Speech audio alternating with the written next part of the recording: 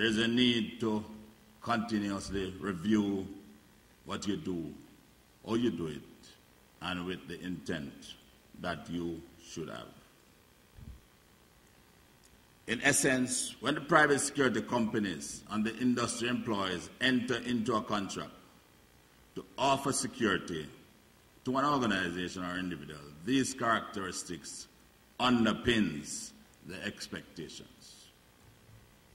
On the other hand, whenever public security entity, such as the Jamaica Constabulary Force, sets out to offer services to the members of the public, and that includes you in your private capacity, we too must embrace these realities. We must take into account the varying concepts in the field of security and where we obtain our authority to act, which includes the varying laws and the consent of the community we serve.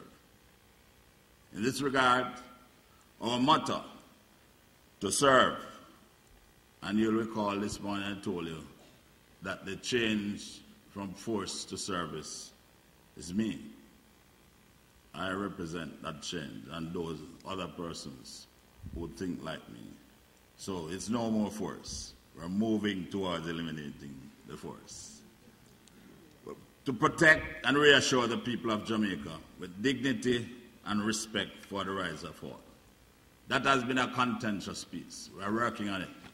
We're working to eliminate cries of breach of rights and human rights situation. And already the indicators are going in the right direction.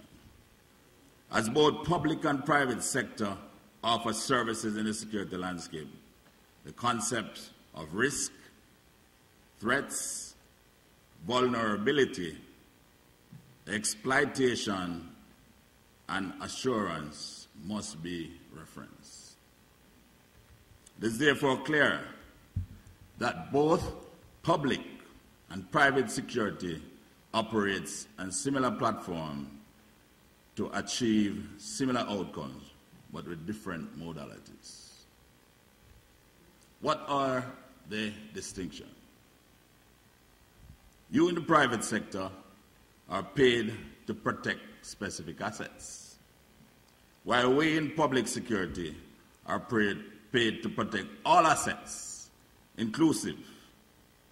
In addition, public security are required to provide security as a public good, and as such, there can be no exclusion from its consumption by any citizen, even if they are classified as free rider.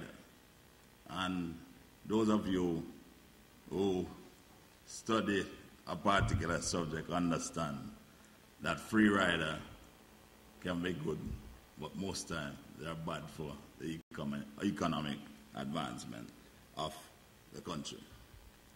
They are not able to pay or shy away from paying. Notwithstanding, both private and public security is called upon to serve the community and the people that make up these communities.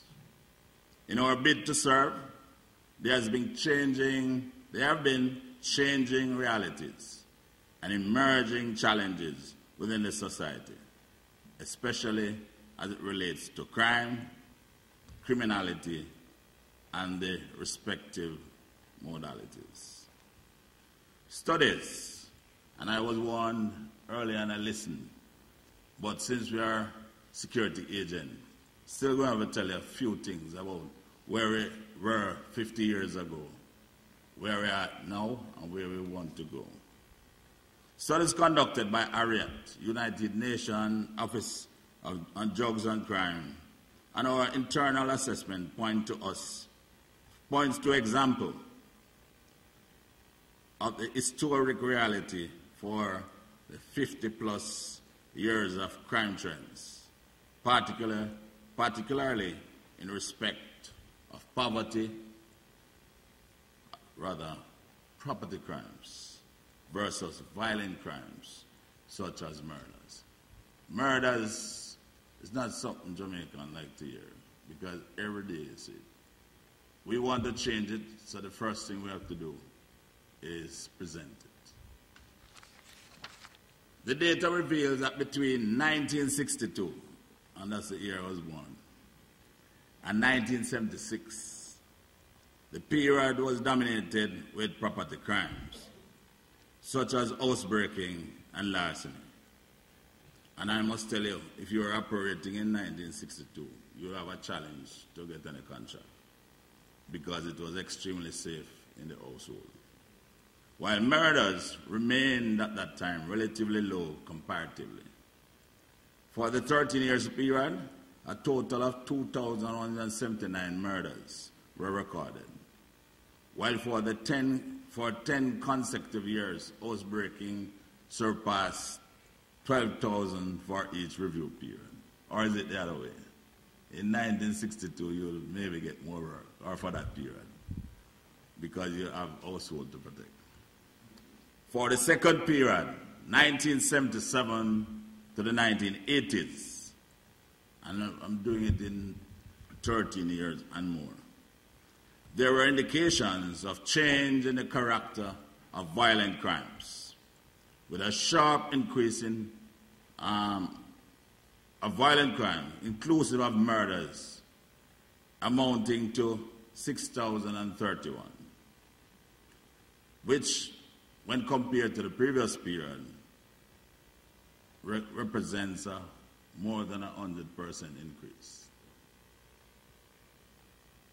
And that's from 1962 to 76, first period, and then 1977 to the 80s. The subsequent period, 1977 to 2013, saw a further change in the characteristics of crimes committed and a shift to a rise in transnational organized crime and domestic organized crime, along with gang activities and the consistent footprints in the commission of other crimes. And I'm sure you had 5 good months of the Jamaican law and order displayed on your television or commented on in recent times. The period saw a total of 24,111 murders. And that's by our record. Murders for that 13-year period. In addition, the context revealed the dominance of gangs' involvement in these crimes. This is where we observe that in most of these murders, I'm using murders because it's an index crime. It is a crime that they say if we do something about it, we can help the gross domestic product of this country. But we constantly saw 63 to 76% of these murders having the footprints of the gangs' criminal operatives. Of the instant situation, we have been concerned. We have been concerned because we noted the proliferation in the uses of firearms during the commission of crimes. However, during this period, we had 2 significant milestones. In 1976, when we recorded 367 murders. Now, 1976, for those of us who were around, was an election year. But we think that during this latter period leading to now, that was the lowest amount of murder we recorded for that year. And in 2009, when we recorded a high of 1,680 murders for a year. We in the Jamaica Constabulary Force have seen this year as the index year for us to